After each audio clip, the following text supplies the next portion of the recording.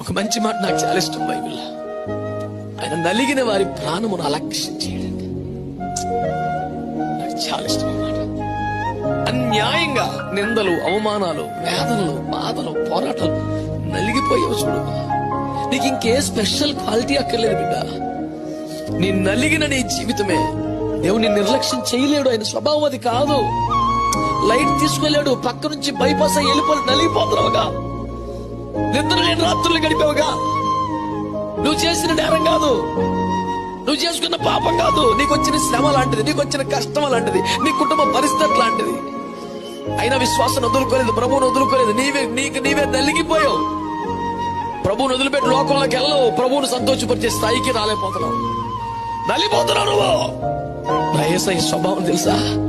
ఆయన నలిగిన వారి ప్రాణమును అలక్ష్యం చేయలేడు. అనలేడు, ఆయన వల్ల కాదు.